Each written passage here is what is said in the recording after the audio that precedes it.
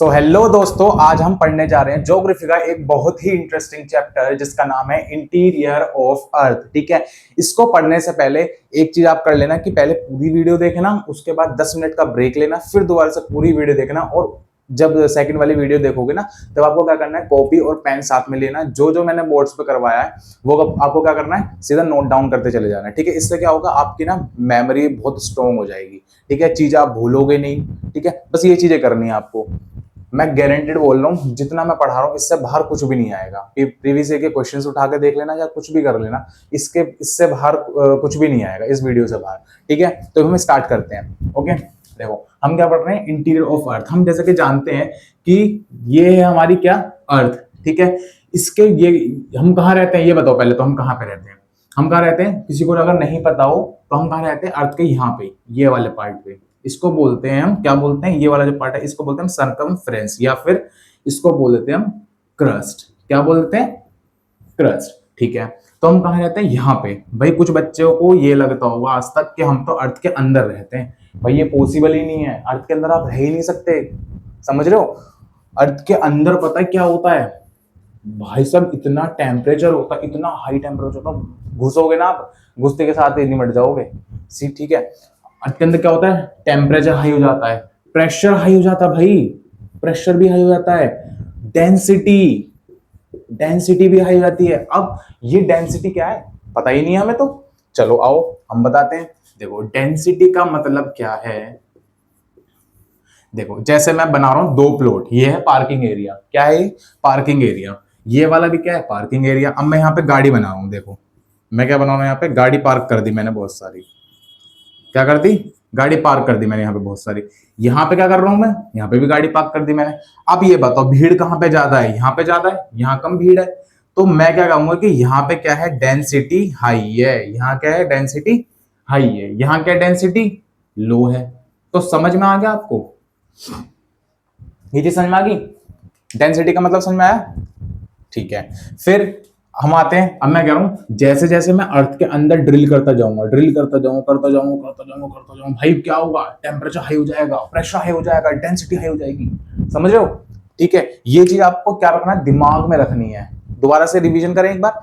जब हम अर्थ के अंदर ड्रिल करते हैं तब क्या होगा, क्या होगा, टेम्परेचर हाई हो जाएगा, प्रेशर हाई हो जाएगा और डेंसिटी भी हाई हो जाएगी। ठीक है, इसको दिमाग में रखना। अब हमारा क्या है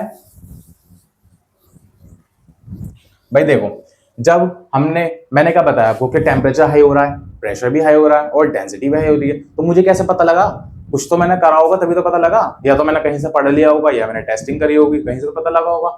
ठीक है, तो अब जैसे एक एग्जांपल लो, जैसे हम किसके बारे में पढ़ रहे हैं, अगर मुगल्स के बारे में अगर हम पढ़ रहे हैं, इसकी हिस्ट्री जानने की कोशिश कर रहे हैं, तो हम क्या करेंगे, बुक्स का यूज करेंगे।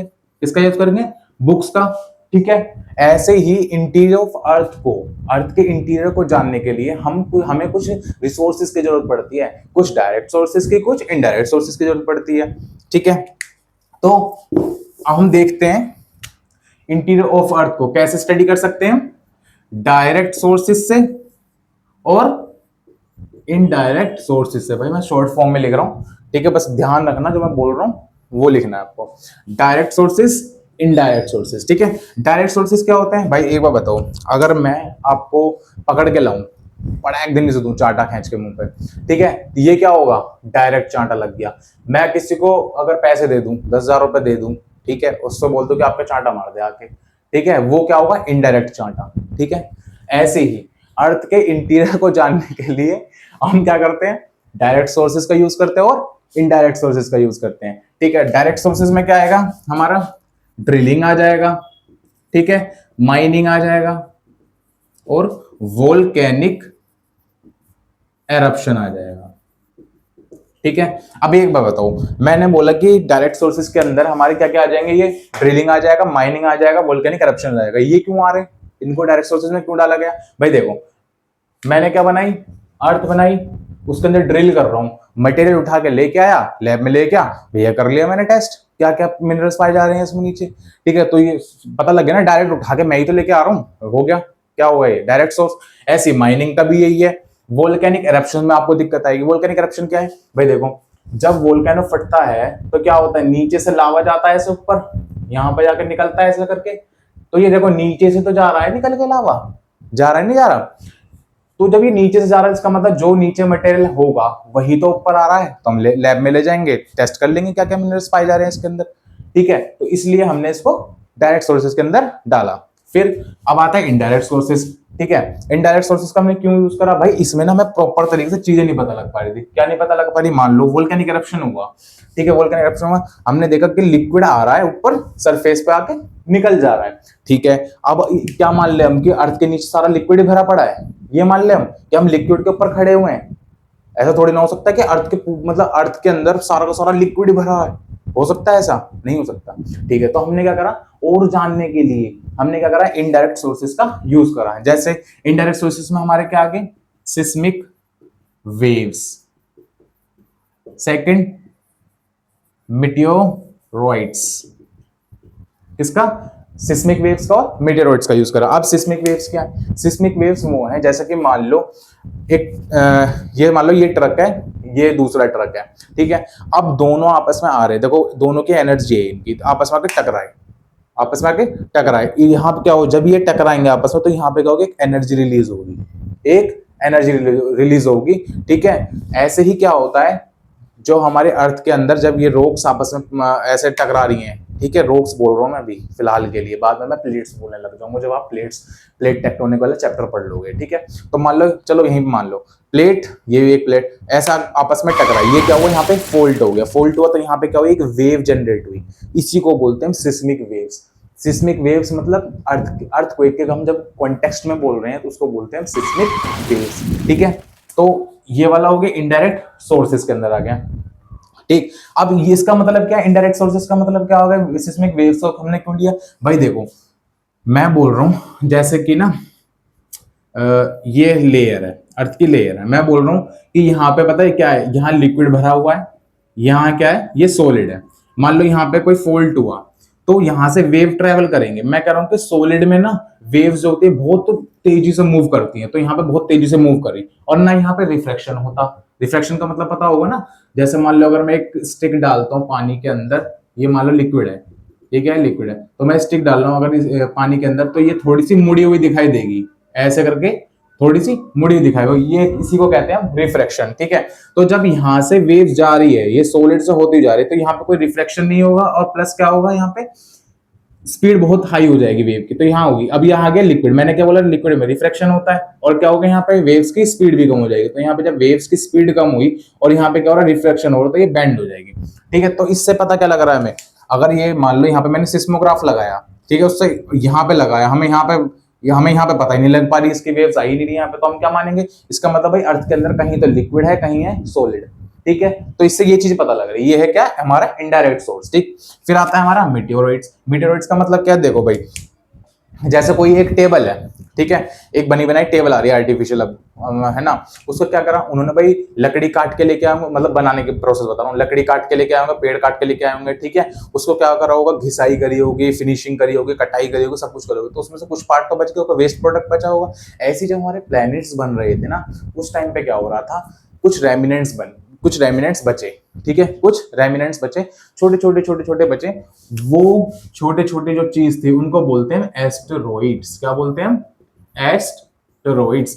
अब जब ये एस्टेरॉइड आपस में मिल गए, चिपक गए, तो इसको हमने क्या बोल दिया, मीटियोरॉइड्स। ठीक है, अब ये ध्यान रखना, इसमें भी डीएस लग रहा है और इसमें भी डीएस लग रहा है, तो इसका मतलब ये कहां पे है, स्पेस में है। ठीक, जब ये मेटेओरॉइड्स हमारे अर्थ के एटमॉस्फेयर में आ जाएंगे, जब ये मेटेओरॉइड्स हमारे अर्थ के एटमॉस्फेयर में आ जाएंगे, तब जाके क्या कहला जाएंगे, ये मिटियोर्स। क्या कहला जाएंगे, मिटियोर्स। ठीक है, क्यों, अर्थ के एटमॉस्फेयर में है ना, प्लेस चेंज कर दिया, इस वजह से ऊपर क्या कहला जा रहे हैं, स्पेस में मेटेओरॉइड्स, एटमॉस्फेयर में क्या कहला जाएंगे, मिटियोर्स। जब अर्थ के अंदर मतलब यहाँ पे गिर जाएंगे, अर्थ के ऊपर आके गिर जाएंगे, तब क्या कहला जाएंगे, हमारे मेटेओराइट्स, टी लग जाएगा उसमें। ये चीज समझ में आ गई। तो अब इनको क्यों यूज कर रहे हैं भाई, मैंने क्या बोला, रेमिनेंट्स हैं, ये प्लैनेट्स के रेमिनेंट्स हैं।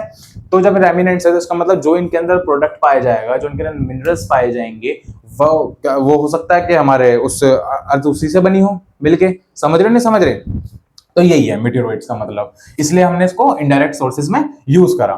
ठीक है, डायरेक्ट हम अर्थ से थोड़ी ना उठा रहे हैं इसको, कहां से लेके आ रहे हैं, स्पेस से लेके आ रहे हैं, खत्म। ये चीज समझ में आ गई। तो हमने क्या क्या पढ़ा, interior of earth. Interior of earth को पढ़ने के लिए हमें दो सोर्सेज की जरूरत पड़ती है। कौन कौन से, डायरेक्ट सोर्सेज और इनडायरेक्ट सोर्सेज। ठीक है, डायरेक्ट सोर्सेज में क्या क्या है, ड्रिलिंग, माइनिंग, वोल्केनिक एरप्शन। मेरे साथ साथ बोलो, इनडायरेक्ट सोर्सेज में क्या क्या है, सिस्मिक वेव्स और मेटेओराइट्स। समझ में आ गई। ठीक है, अब हम इसको खत्म करते हैं। भाई देखो, हमने डायरेक्ट सोर्सेज पढ़े और इनडायरेक्ट सोर्सेज पढ़े। इन दोनों को पढ़ने के बाद, ठीक है, स्टडी करने के बाद हमने पाया, क्या पाया हमने पाया कि अर्थ जो है, ये जो अर्थ है वो मेनली या मेजरली 3 लेयर्स में डिवाइडेड है। ठीक है, कौन कौन सी लेयर्स है हमारी, पहली क्रस्ट, मेंटल और कोर। Crust, mantle, core. ठीक है, अब नीचे भी ऐसी मान लो, ये क्या है क्रस्ट, ये क्या है मेंटल, और ये वाली पूरी कोर मिला के। समझ में आ गई ये चीज। अब हम क्या कर रहे हैं, हमने मेजरली तो पढ़ ली ये वाली चीज, ऐसा ही थोड़ी ना होगा सारे में। अब हम इसको क्या करेंगे, खोल के बिल्कुल एकदम ओपनली करके पढ़ेंगे, एकदम बिल्कुल एकदम। ठीक है, तो मैं अब क्या कह रहा हूं, ये अर्थ है। अब मैं इसका एक छोटा सा पीस ऐसे काट लूंगा, जैसे आप लोगों के पास वो केक लेके आते होगे ना आप लोग, केक का क्या कर ऐसा करके काटिए तो खाते हो उसको, तो आपने जैसे उठाया और देखा उसमें लेयर्स दिख जाती हैं। क्या दिखती हैं, लेयर्स दिखती हैं हमें। ऐसी जैसे हम अर्थ को काटेंगे, इमेजिनरी काट रहे हैं हम, ठीक है, समझने के लिए काट रहे हैं बस खाली। इसको हमने उठाया, लेके आ गए, अब हम इसको ऐसे पढ़ेंगे। अब ये ध्यान रखना, अब सारी चीजें हम ऐसे पढ़ेंगे अर्थ के कॉन्टेक्स्ट में। ठीक है, बार बार मैं ऐसे अर्थ नहीं बनाऊंगा। ठीक है, तो ऐसे पढ़ा हमने। मैं क्या कह रहा हूं, ये ऊपर वाला पोर्शन क्या है हमारा, क्रस्ट है। क्या है ऊपर वाला पोर्शन, क्रस्ट। ये क्या है, मेंटल। ये क्या है, कोर। अब मैं बोल रहा हूं कि जो क्रस्ट है, मेंटल है, कोर है, ये ना दो दो पार्ट्स में डिवाइडेड है। ठीक है, कैसे, क्रस्ट के दो पार्ट हैं, एक है कॉन्टिनेंटल क्रस्ट, मतलब बताऊंगा क्यों बोला जा रहा है इनको, कॉन्टिनेंटल क्रस्ट, और एक ओशियानिक क्रस्ट। ऐसी मेंटल को हमने डिवाइड करा दो पार्ट्स में, सबके दो दो पार्ट्स इनके, अपर मेंटल, ठीक है, और एक लोअर मेंटल। मैं आपको पता है गारंटीड बता रहा हूं, इससे बाहर कुछ भी नहीं आएगा आपके सिलेबस में। अगर आपने ये कर लिया ना, ये वीडियो पूरी देख ली, जितना मैं करा रहा हूँ उसको समराइज कर लिया, दिमाग में रख ली चीजें, भाई इससे अलग आपको कुछ मिल ही नहीं सकता, सीरियसली बता रहा हूँ। तो करते हैं इसको, प्यार से करो। ठीक है, कोर दो पार्ट्स में डिवाइड है, कोर भी कौन कौन सी बताओ, आउटर कोर और इनर कोर। साथ साथ बोलो मेरे, आउटर कोर और इनर कोर। ठीक है, ये चीज समझ में आ गया आपको। रिवीजन करें एक बार दोबारा से। अर्थ मेजरली 3 लेयर्स में डिवाइडेड है, क्रस्ट, मेंटल, कोर। हमने इसके सब पार्ट्स करे, कैसे, क्रस्ट का continental crust, oceanic crust, mantle का upper mantle, lower mantle, core का आउटर कोर और इनर कोर। ठीक है, अब देखो ये सब तो आपको समझ में आ होगा, अपर mantle, lower mantle, outer core, inner core, ये तो आपको समझ में आ जाएगा क्योंकि इसमें ऐसा कुछ है नहीं। ठीक है, बट ये जो मैं बोल रहा हूँ कॉन्टिनेंटल क्रस्ट और एक ओशियानिक क्रस्ट, ये क्या चीज है भाई, ये चीज है। देखो जैसे मान लो ये क्या है, अर्थ की सरफेस है, ठीक है, ये मैंने ऊपर वाला हिस्सा बना दिया इसका, यहां मैं बना रहा हूं ऐसे माउंटेन्स, प्लेट्यूज, फिर मैंने यहाँ पे क्या बनाया, ये ओशियन बना दिया। क्या बना दिया, ये ओशियन। अब देखो ये वाला क्या है, ओशियन।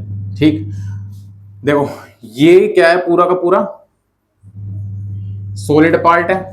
क्या है, पूरा का पूरा सॉलिड पार्ट है, इसलिए हमने इसका नाम क्या दे दिया, कॉन्टिनेंटल क्रस्ट। क्या नाम दे दिया, कॉन्टिनेंटल क्रस्ट। ऐसे ही ये ओशियन है, ठीक है, उसके नीचे देखो ये वाला जो पोर्शन है ये सॉलिड है, ये वाला पोर्शन क्या है, सॉलिड है। इस पूरे को हमने, इस वाले पोर्शन को हमने क्या बोल दिया, ओशियानिक क्रस्ट। क्यों, क्योंकि भाई ओशियन है इसके ऊपर, इसलिए हमने क्या बोल दिया, इसको ओशियानिक क्रस्ट बोल दिया। समझ में आ रही है ये चीज।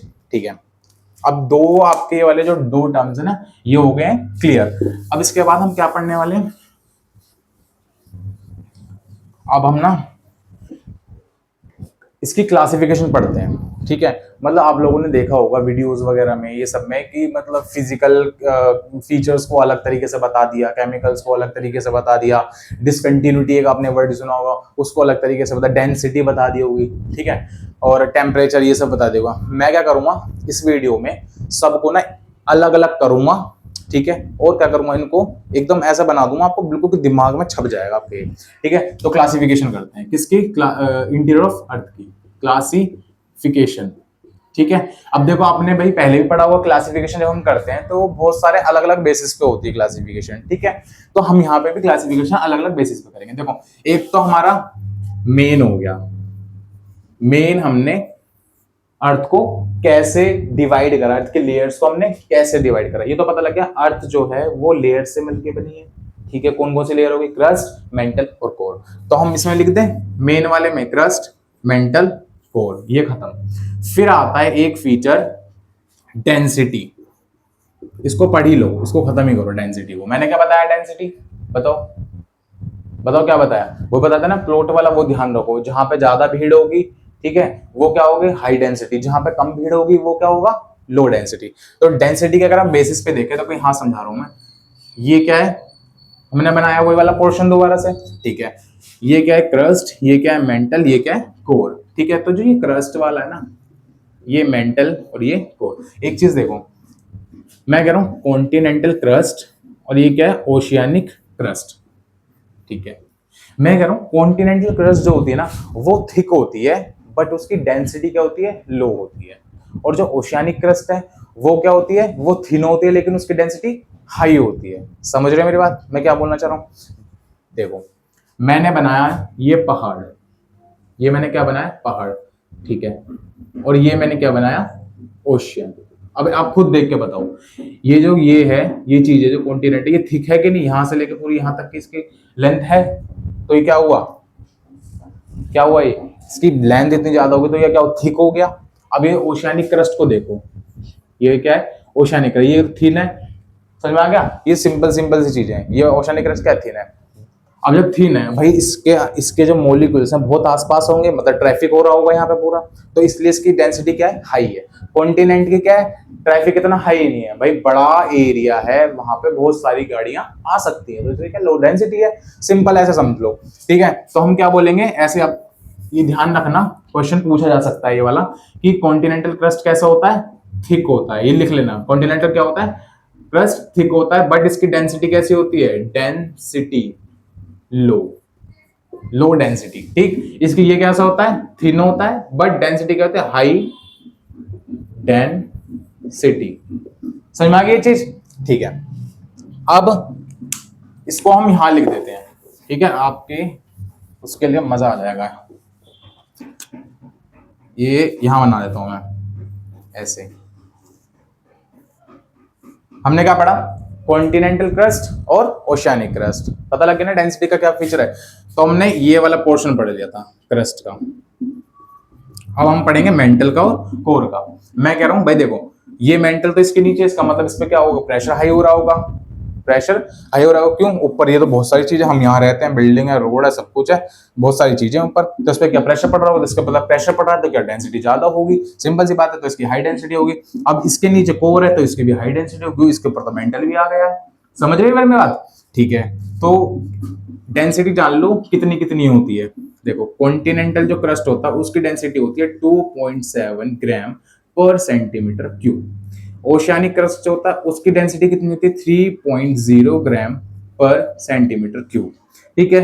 मेंटल की डेंसिटी कितनी होती है 3.4 से लेके 5.6 ग्राम पर सेंटीमीटर क्यूब होती है। ऐसी कोर की डेंसिटी कितनी होती है, ये 12 से 13 ग्राम पर सेंटीमीटर क्यूब। अगर ये वाला दिख जाए आपको तो इस पे टिक करके आ जाना 13 ग्राम पर सेंटीमीटर क्यूब। ये इनर की बता रहा हूं मैं, इनर कोर के, आउटर कोर के 12 ग्राम पर सेंटीमीटर क्यूब होती है। हमने ये वाली क्लासिफिकेशन, दो क्लासिफिकेशन पढ़ ली अब तक हमने, कौन कौन सी पढ़ ली, एक तो मेन क्रस्ट मेंटल कोर और एक डेंसिटी वाली पढ़ ली। आगे समझ, आपको टेम्परेचर का पता ही है, जैसे जैसे अंदर चलते चले जाओगे टेम्परेचर हाई होता चले जाएगा, ऐसे प्रेशर का भी क्या है, जैसे जैसे अर्थ के अंदर चलते चले जाओगे ऐसे क्या होगा प्रेशर हाई होता चला जाएगा।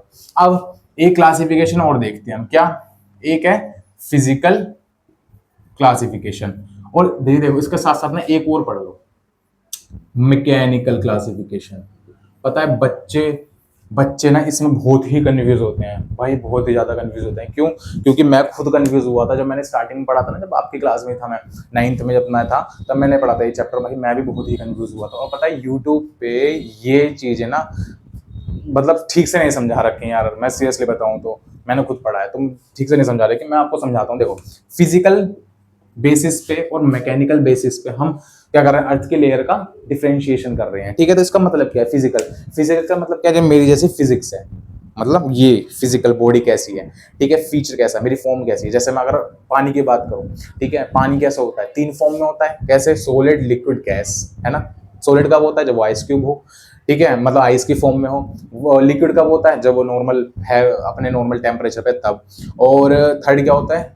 गैस वाली फॉर्म में, जब वो इवेपोरेट हो जाता है। ठीक है, तो 3 फॉर्म हुए। ऐसे यही होता है फिजिकल फीचर जब हम सॉलिड, लिक्विड और गैस की बात कर रहे हैं। ठीक है, तो हम देखेंगे कि अर्थ के अंदर कौन सी जो लेयर है, कौन सी सॉलिड है, कौन सी लिक्विड है। गैस तो हो नहीं सकती वहां पे। ठीक है, गैस तो क्योंकि सन मामा ने क्या कर दिया, सूरज मामा ने क्या कर दिया, उड़ा दिया पूरी गैस को अपनी हीट के थ्रू।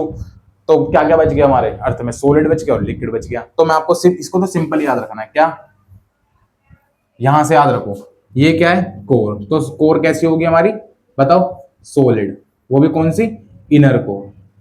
ठीक है, 2 पार्ट्स में डिवाइड करा था ना हमने। चलो मैं यहां पे कर ही देता हूं, ये तो आप भूल जाओगे। इनर कोर कैसी होती है हमारी? सॉलिड। आउटर कोर हमारी कैसी होती है? लिक्विड। बस ये वाला रट लो, बाकी बाद में बताता हूँ। ये क्या है? लोअर मेंटल और अपर मेंटल, इन दोनों को मिला के हम क्या बोल देंगे? ये क्या होती है? सॉलिड। ये बचा क्या हमारा? क्रस्ट। ये भी क्या होता है? सॉलिड। ठीक है, सॉलिड, लिक्विड, सॉलिड, सॉलिड। समझ में आ गई चीज? ठीक है, अब आता है मैकेनिकल फीचर्स। मैकेनिकल फीचर्स का मतलब क्या है भाई? मैकेनिकल फीचर्स का मतलब पता बिल्कुल सेम है ये फिजिकल वाले की तरह, बट इसमें थोड़ी सी क्या, थोड़ा सा चेंज है। थोड़ा सा चेंज क्या है?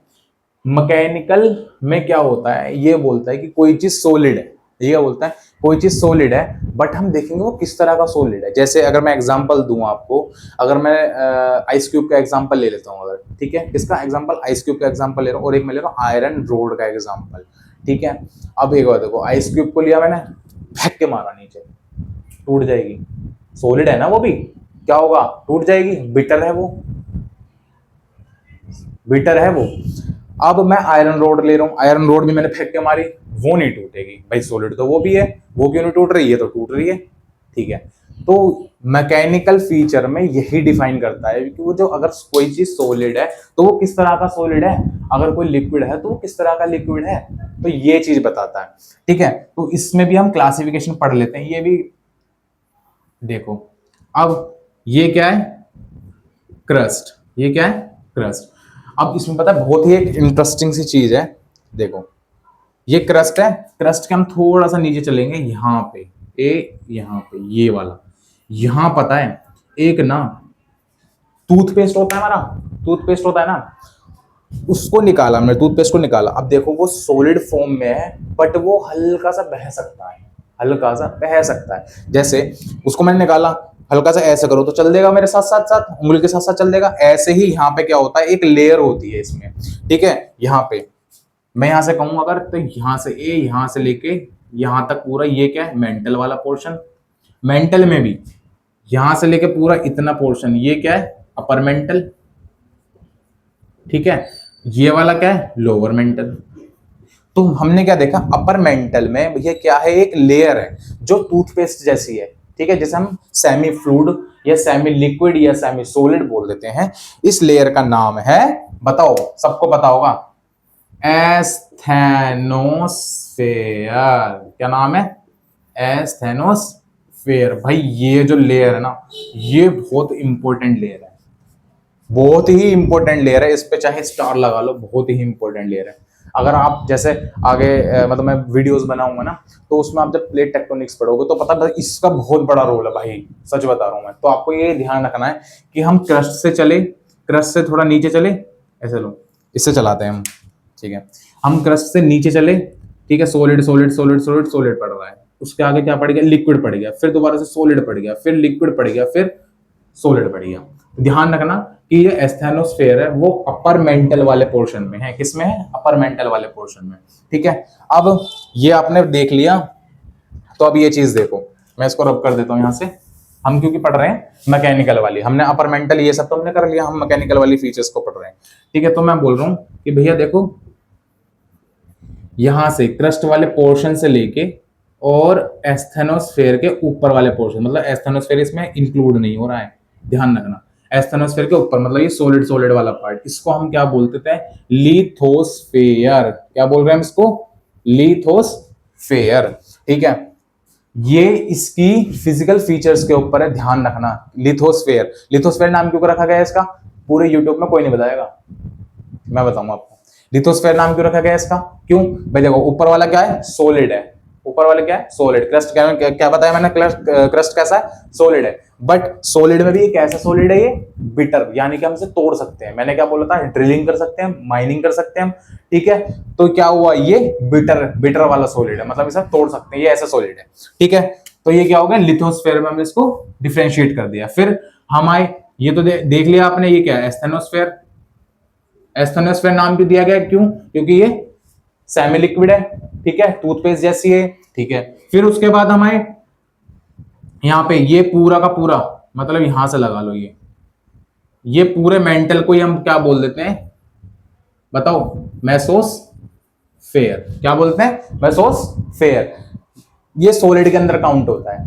ठीक है, एक पूरे मेंटल को हमने क्या नाम दे दिया? मेसोस्फेयर। उसके अंदर एक क्या लेयर, कौन सी लेयर है? एस्थेनोस्फेयर। फिर ये जो आउटर कोर से लेके पूरा इनर कोर तक, इस लेयर को हमने क्या नाम दे दिया? बेरोस्फेयर। क्या नाम दे दिया? बेरोस्फेयर। ये भी इसके फिजिकल फीचर्स के ऊपर ही डिफरेंशिएट किया गया है इसको, क्यों? उसमें क्या सॉलिड भी है और लिक्विड भी है, तो इसका नाम क्या कर दे दिया हमने? बेरोस्फेयर। ध्यान रखना। तो हमने क्या क्या पढ़ लिया? अब देखो, दोबारा से समराइज करते हैं पूरी चीजें, नहीं तो भूल जाओगे। सम अप कर लेते हैं सारी चीजों को। हमने क्या क्या पढ़ा स्टार्टिंग में? Interior of earth, interior of chapter का नाम। ठीक है, उसके बाद हमने क्या देखा कि इसको पढ़ने के लिए हमें दो चीजों की जरूरत पड़ेगी। क्या? डायरेक्ट सोर्स और इनडायरेक्ट सोर्स। डायरेक्ट सोर्स में हम क्या क्या पढ़ा? माइनिंग, ड्रिलिंग, वोल्केनिक एरप्शन, इनसे हम पता लगा सकते हैं, ये हमारे डायरेक्ट सोर्सेज हैं। इनडायरेक्ट सोर्सेज कौन कौन से हो गए? सिस्मिक वेव्स हो गए हमारी, और मेटेरोइड्स हो गए।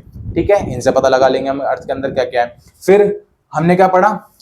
ये पढ़ने के बाद, डायरेक्ट सोर्सेज और इनडायरेक्ट सोर्सेज को पढ़ने के बाद, हमने एक चीज निकाली। क्या निकाली? कि अर्थ जो है वो लेयर्स में डिवाइडेड है। ठीक है, मेजरली 3 लेयर्स में डिवाइडेड है। क्या क्या नाम है? Crust, mantle, core. फिर हम देखेंगे कि जैसे भाई हम अर्थ के अंदर चलते चले जाते हैं ना, तो हमारा टेम्परेचर भी हाई होता चला जाता है, और प्रेशर भी हाई होता चला जाता है, और डेंसिटी भी हाई होती चली जाती है। ठीक है, तो उस हिसाब से हमने देखा कि डेंसिटी जैसे जैसे नीचे चलते चले जाएंगे हम, तो डेंसिटी क्या हो जाएगी? हाई हो जाएगी। हमने क्या देखा? कॉन्टिनेंटल क्रस्ट क्या होता है? कॉन्टिनेंटल क्रस्ट क्या होता है? थिक होता है और डेंसिटी लो होती है उसमें। वो वहां से लिख लेना, जो मैंने करवाया था ना, मिटा दिया, लिख लेना। ठीक है, ओशियनिक क्रस्ट में क्या होता है? ये थिन होता है, लेकिन इसकी क्या होती है? डेंसिटी हाई होती है। इसको ऐसे मान लो जैसे कि मेरे पास एक बड़ा प्लॉट है और एक छोटा प्लॉट है। तो मैंने क्या बताया था? ओशियनिक क्रस्ट देखी थी ना आपने, ये ओशन बनना था, ये तो छोटा सा था और ये पूरा बड़ा सा था। तो मैं क्या कर रहा हूँ? एक बड़ा प्लॉट, एक छोटा प्लॉट, 4 गाड़ी इसमें भी आ रही है और 4 गाड़ी इसमें भी आ रही है। अब बताओ, स्पेस सबसे ज्यादा किसके पास है? इस वाली के पास है। तो डेंसिटी कहाँ लो होगी? इसमें। डेंसिटी हाई किसमें होगी? इसमें। तो समझ में आ गई नहीं चीज? तो कॉन्टिनेंटल क्रस्ट, ओशियनिक क्रस्ट, इसका होता है 2.7, 3, ऐसा करके देख लेना। मेंटल का 3.4। ये मेनली ये पूछा जाएगा आपसे, यही पूछा जाता है मेनली कि कोर की डेंसिटी कितनी है। तो आप क्या बोलोगे? 13 ग्राम पर सेंटीमीटर क्यूब। ठीक, फिर हमने फिजिकल फीचर्स देखे, इसके डिफरेंशिएट करा। तो इनर कोर हमारी कैसी है? सॉलिड। आउटर कोर कैसी है हमारी? लिक्विड। ठीक है, और पूरा अगर मेंटल को मिलाए हम, ठीक है, तो कैसा निकल के आएगा? वो सॉलिड। क्यों? गुरुजी आपने तो हमें ये बताया कि मेंटल के अंदर लिक्विड भी पाया जाता है, लिक्विड वाली लेयर भी होती है, तो उसको क्यों नहीं काउंट कर रहे आप? भाई मैं उसको इसलिए काउंट नहीं कर रहा क्योंकि मेंटल है ना, उसका कम से कम ये लगा 90% तो वो सॉलिड ही है। 90 से लेकर 92% क्या है? सॉलिड है। वो जो 8% है ना, वो है हमारा क्या? ये एस्थेनोस्फेयर। तो इस वजह से हमने एक मेजरली नाम ले दिया सॉलिड। ठीक है, उसके ऊपर क्रस्ट भी कैसी है हमारी? सॉलिड है। ये जैसे में आगे, फिर हम आते हैं मैकेनिकल फीचर। मैकेनिकल फीचर का मतलब क्या भाई? मैंने बताया फिजिकल फीचर जैसा ही है ये, बट इसमें क्या करता है? सॉलिड कैसा है, लिक्विड किस तरीके का लिक्विड है, वो ये बता देता है। तो हमने क्या देखा? सबसे ऊपर क्या? लिथोस्फेयर, जिसके अंदर एस्थेनोस्फेयर इंक्लूड नहीं होगा। क्रस्ट इंक्लूड होगा इसमें और अपर मेंटल इसमें इंक्लूड होगा, बट अपर मेंटल में एस्थेनोस्फीयर इंक्लूड नहीं होगा। इसमें कंफ्यूज हो जाते हैं बच्चे, तो आप देख लेना इस चीज को, कंफ्यूज मत होना। क्रस्ट से लेके यहाँ तक का है ये एस्थेनोस्फीयर, इसमें इसमें इंक्लूड नहीं होगा, ठीक है। फिर उसके नीचे कौन सी लेयर आती है, एस्थेनोस्फीयर आती है। फिर क्या आता है, मेसोस्फीयर, फिर क्या आता है, बेरोस्फीयर। बेरोस्फीयर आउटर कोर और इनर कोर को मिला के बनेगा, समझ गए, ठीक है। अब इसके बाद हम क्या पढ़ेंगे, ये हो गया मैकेनिकल वाला हो गया, इसको रब कर देते हैं यहां से। मैकेनिकल के बाद हम पढ़ेंगे केमिकल। क्या पढ़ेंगे, केमिकल वाली लेयर। चलो आओ, केमिकल बेसिस पे हम अर्थ को डिफरेंशिएट कर देते हैं, ठीक है। केमिकल बेसिस पे कैसे, बहुत इजी है। तो देखो मैं बोल रहा हूं ये क्रस्ट है, ये क्या है, ये मेंटल है, और ये क्या है, कोर है। Crust MC, okay. इसमें क्या करना है, केमिकल कौन सा पाया जाता है इसमें, सियाल। इसमें क्या पाता है, सीमा। सीमा की वाइफ, नहीं सीमा तो खुद ही वाइफ है यार, तो फीमेल तो खुद ही है। नाइफ, वाइफ से याद रख लेना अपनी, ठीक है, वाइफ नाइफ, ठीक है। सियाल मतलब देखो SI मतलब सिलिकॉन, ओके। AL मतलब एल्यूमिनियम, SI मतलब सिलिकॉन, MA मतलब मैग्नीशियम, NI मतलब निकल, निकल निकल निकल निकल वॉल निकलेंगे, ध्यान रखना। Fe मतलब फेरस, फेरस मतलब आयरन। ये चीज समझ में आ गई। तो हमने केमिकल बेसिस पे भी अर्थ के लेयर्स को डिफरेंशिएट कर दिया। क्या क्या नाम दिया, सियाल, सीमा, नाइफ। ऐसे ही याद करने, ये मत कर देना सीमा को ऊपर कर दिया सियाल को नीचे कर दिया, समझ गए। ऐसे याद कर लो याद, अल्माफी, अल्माफी, अल्माफी, अल्माफी, ऐसे याद कर लो, ठीक है। क्रस्ट में क्या पाया था, कौन सा केमिकल पाया जाता है, सियाल। मेंटल में सीमा, कोर में नाइफ, वाइफ, ओके, ठीक है। अब हम आते हैं एक सबसे, अब जो हार्ड लगता है बच्चों को, ठीक है, अब आता हूँ टीचर्स के लिए भी हार्ड है वो चीज जो मैं पढ़ाने जा रहा हूँ, ठीक है। सबको अच्छे से समझ में नहीं आती हैं वो चीजें, तो हम पढ़ते हैं डिसकंटिन्यूटी के बेसिस पे, डिसकंटिन्यूटी के बेसिस पे अर्थ की लेयर को हम डिफरेंशिएट करने वाले हैं। डिसकंटिन्यूटी का मतलब क्या है, डिसकंटिन्यूटी का मतलब ये है कि मान लो कोई चीज ऐसे सीधी सीधी सीधी सीधी सीधी सीधी चलते चले जा रही है और एकदम तुरंत मुड़ गई, तो यह क्या हुआ, यहाँ पे ये डिफरेंशिएट हो गई, ये वाली लेयर अलग हो गई, ये वाली लेयर अलग हो गई। यहाँ से सीधे सीधे जा रहा था, ये मुड़ गया, तो यहाँ पे क्या हुआ, डिसकंटिन्यू हो गया। तो हम इसका कुछ नाम दे देंगे, ठीक है। क्या नाम दे देंगे वो हम देखेंगे। अब ये जो मैं तो ये एग्जांपल दे दिया, ये जो डिसकंटिन्यूटी है ना, ये किसके बेसिस पे लगाई जाती है, ये जो सिस्मिक वेव्स होती है ना हमारी, ये लिख लेना, ये भूल जाओगे नहीं तो। डिसकंटिन्यूटी हमारी किस बेसिस पे रहती है, सिस्मिक वेव्स की अगर स्पीड में क्या हो, कोई चेंज हो रहा हो, या उसमें उनकी वेव्स में क्या हो रहा हो, ट्रांसफॉर्मेशन हो रहा हो, उस बेसिस पे हम डिसकंटिन्यूटी को बनाते हैं, ठीक है। यानी कि उस लेयर को हम डिफरेंशिएट करते हैं। ये जैसे मैं आगे, ठीक है, जैसे एग्जांपल देता हूं सिस्मिक वेव्स का। मान लो यहाँ पे फॉल्ट हुआ कोई, ये दो प्लेट आपस में टकरा रही थी, यहाँ पे एक फॉल्ट हुआ, तो भैया यहाँ से एक वेव निकली, यहाँ वेव निकली, और ध्यान रखो ये वाली लेयर कैसी, मान लो सॉलिड है, ये वाली लेयर कैसी है, लिक्विड है। तो देखो जब ये लेयर यहाँ से गई, मैंने क्या बोला, सॉलिड वाली लेयर में क्या होता है, वेव्स जो होती है सिस्मिक वेव्स, वो बहुत हाई स्पीड में रहती हैं और रिफ्रैक्ट नहीं करती हैं वो।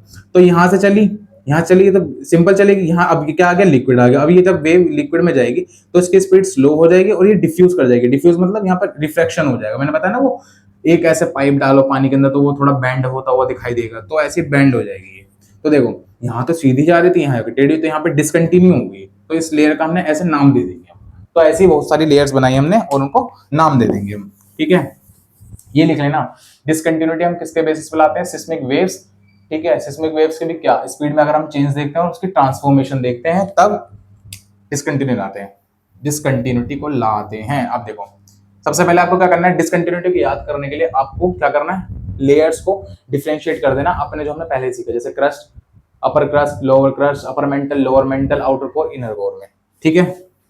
अपर crust, lower crust, upper mantle, lower mantle, ठीक है, और आउटर कोर, इनर कोर। सबसे पहले ये चीज करो याद करने के लिए, मेथड है ना, मेथड की तरह से चलोगे ना तो चीजें याद हो जाएंगी जल्दी से।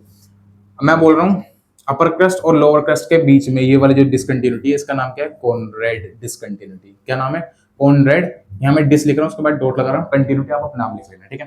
तो डिस कॉनरेड डिसकंटिन्यूटी। फिर लोअर क्रस्ट और अपर मेंटल के बीच में कौन सी डिसकंटिन्यूटी आती है? मोहोरविक, मोहोरविक डिसकंटिन्यूटी। फिर ये अपर मेंटल और लोअर मेंटल के बीच में कौन सी आती है? रैपिटी, रैपिटी डिसकंटिन्यूटी। रैप्टा मारूंगा, रैप्टा ऐसे कर ले वो वाली डिसकंटिन्यूटी, ये बोलती है मैं रैप्टा मारूंगा भाई, पकड़ के दे दूंगी, ठीक है। ये क्या है? लोअर मेंटल और आउटर क्रस्ट, इसके बीच में कौन सी डिसकंटिन्यूटी होती है? बताओ, किसी को पता हो तो। ग्यूटन्सबर्ग डिसकंटिन्यूटी। कौन सी डिसकंटिन्यूटी? ग्यूटन्सबर्ग डिसकंटिन्यूटी। इसके बाद आउटर क्रस्ट और इनर क्रस्ट के बीच में कौन सी डिसकंटिन्यूटी होती है? लेहमन्स, लेहमन्स डिसकंटिन्यूटी। सबका इनके आगे डिसकंटिन्यूटी लिख लेना। तो देखो हमने क्या करा, इसका भी क्लासिफिकेशन कर दिया। डिसकंटिन्यूटी पढ़ ली, कॉनरेड डिसकंटिन्यूटी, मोहोरविक डिसकंटिन्यूटी, रैपिटी, ग्यूटन्सबर्ग, लेहमैन्स, ठीक है। ये सारी चीजें हो गई आपकी खत्म। तो आई होप मोस्टली चैप्टर ये अब यहाँ पे ना खत्म सा हो जाता है, थोड़े थोड़े फैक्ट्स रह जाते हैं, वो चलो मैं आपको वो भी करवा ही देता हूँ। नहीं तो आप कहोगे कि आप तो कह रहे थे इस वीडियो से आगे कुछ भी नहीं आएगा, बट आ गया, ठीक है। देखो अब देख लो एक क्लासिफिकेशन फिर और देख लो, डेप्थ वाइज क्लासिफिकेशन हम देख लेते हैं हम, ठीक है। डेप्थ वाइज क्लासिफिकेशन क्या है? हम यहां से चलेंगे, मैं बोल रहा हूं क्रस्ट, क्रस्ट की डेप्थ कितनी होती है? जो देखो, जो कॉन्टिनेंटल क्रस्ट है और जो ओशियानिक क्रस्ट है, ऐसे बनाया करो, सीधा बनाना सीख लो। इसकी जो ये डेप्थ होगी ये वाली, ये कितनी होगी? ये 30 to 70 किलोमीटर के आसपास होती है, 30 to 70 किलोमीटर के पास। और ये ओशियानिक क्रस्ट ये 0 से लेके 30 किलोमीटर। तो यहां से अगर एवरेज लूं तो ये कितना होगा? 0 से 70 किलोमीटर, इन दोनों को मिला के ले लिया मैंने एवरेज, ठीक है। फिर आते हैं मेंटल, यहां से लेके पूरा यहां तक, मतलब ये 100 से यहां से ले लो, ये बीच में होती है एक लेयर, मैंने बताई दी थी कौन सी लेयर होती है, मैं रेड मार्कर का यूज कर लेता हूँ इसमें, ठीक है। इसके यहाँ पे एक लेयर होती है, कौन सी? ये वाली एस्थेनोस्फेयर। ध्यान रखना, रेड से इसलिए बना रहा हूँ मैं, आपको ध्यान रखिए इसमें क्या भरा हुआ है? लावा भरा हुआ है बहुत सारा, समझ में लेना इस चीज को, क्या भरा हुआ है? लावा।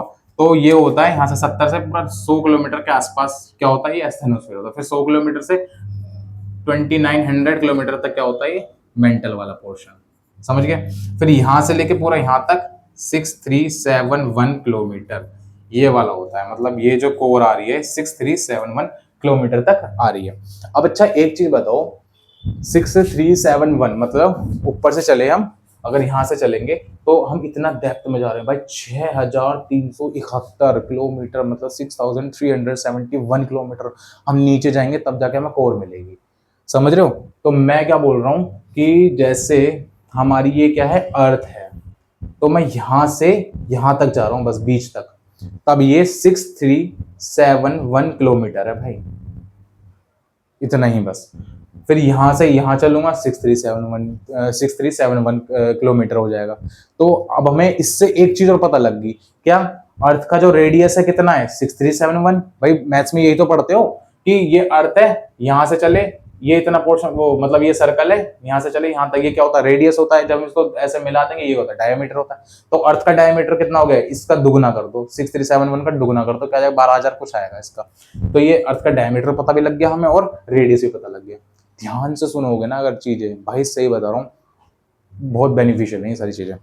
तो जिस तरीके से मैंने आपको ये पढ़ाई है ना, उस तरीके से आपको पढ़नी है। बस एक बार लास्ट में हम इसे समराइज कर लेते हैं जल्दी जल्दी, ठीक है। सारी चीजें अब समराइज कर रहे हैं ना, तो उसमें ध्यान रखना, मैं एक साथ सारी चीजें लेके आऊंगा और शॉर्ट फॉर्म में लेके आऊंगा इसमें, ठीक है।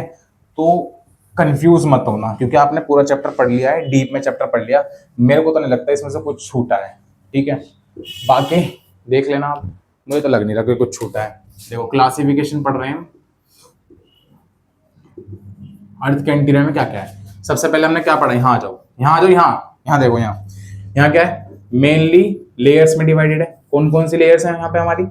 क्रस्ट, मेंटल और कोर। फिर हमने क्या देखा? डेंसिटी, ठीक है। डेंसिटी के बेसिस पे आपका अर्थ के लेयर्स को क्या करा? डिफरेंशिएट करा। हमने क्या देखा? ये ऐसे बन रही थी, ठीक है। तो यहाँ पे ये क्रस्ट वाली कितनी थी? यहाँ लिख देता हूँ, 2.7 से लेके 3.0 ग्राम पर सेंटीमीटर क्यूब। मेंटल वाली कितनी थी हमारी 3.4 से लेके 5.6 ग्राम पर सेंटीमीटर क्यूब। ये क्या है 12 से लेके 13 ग्राम पर सेंटीमीटर क्यूब। अब यहाँ आ जाओ, केमिकल बेसिस पे हमने इसको वो करा था, डिफरेंशिएट करा था इसके लेयर्स को। क्या क्या देखा हमने केमिकल लेयर्स में, ऊपर क्या है सियाल, नीचे क्या है सीमा, यहाँ क्या है नाइफ। समझ गए। अब यहाँ थोड़ी देर और रुक जाओ, बस होने वाली है क्लास कंप्लीट। ठीक है, यहाँ फिजिकल फीचर में हमने क्या देखा, ये क्या है सॉलिड। ठीक है, उसके ऊपर आउटर कोर कैसी थी हमारी लिक्विड, है ना, इनर कोर आउटर कोर, और ये पूरा मेंटल लगा लो, है ना, इसको पूरा मेंटल ले लो। मेंटल कैसा हमारा सॉलिड, और इसके ऊपर भी क्रस्ट हमारा कैसा है सॉलिड। ये चीज समझ में आ गई। फिर हमने मैकेनिकल बेसिस पे देखा। ठीक है, मैकेनिकल बेसिस पे हमने क्या देखा बताओ, लिथोस्फेयर, लिथोस लिख दे रहा हूं बस, लिथोस, एस्थेनोस्फेयर, फिर मेसोस्फेयर, ये पूरा इस वैसे ही आ रहा है। ठीक है, इसको ले लेना बेरोस्फेयर, खत्म। फिर आया हमारा क्या आया, मैकेनिकल हो गया, डेंसिटी, केमिकल, फिजिकल, मैकेनिकल, और एक क्या है हमारे यहाँ पे बताओ, कुछ रह गया, मुझे तो लग रहा कुछ रह गया यार, हो गया मेरे ख्याल में, केमिकल, फिजिकल, मैकेनिकल, और एक वो है कि डिसकंटिन्यूटी सबसे इंपॉर्टेंट है ना, डिसकंटिन्यूटी। इसमें क्या है बताओ, outer crust, sorry upper crust, lower crust, upper mantle, lower mantle, outer core और इनर कोर। देख लो थोड़ी देर की बात है, 5 मिनट और वेट कर लो। अपर में इसमें अपर क्रस्ट में कौन सी डिसकंटिन्यूटी है, कॉनरेड, सी से याद करो। फिर मोहरविक, फिर रेपिटी, फिर ग्यूटेंसबर्ग, फिर लेहमेंस। इसको ऐसा याद कर लो, CMRGL, CMRGL। तो आपका ये चैप्टर होता है यहाँ पे खत्म। तो आई होप आपको ये वीडियो आपको पसंद आएगी। ठीक है, तो अगर आपको अच्छी लगी हो, डीप नॉलेज मिली हो, क्लैरिटी मिली हो चीज़ों में, ठीक है, तो प्लीज़ इस वीडियो को लाइक करो, सब्सक्राइब करो और कमेंट कर देना कि आपको कौन सा टॉपिक की वीडियो चाहिए। मैं कोशिश करूँगा उसको जल्द से जल्द लेके आऊँ। ठीक है, थैंक यू।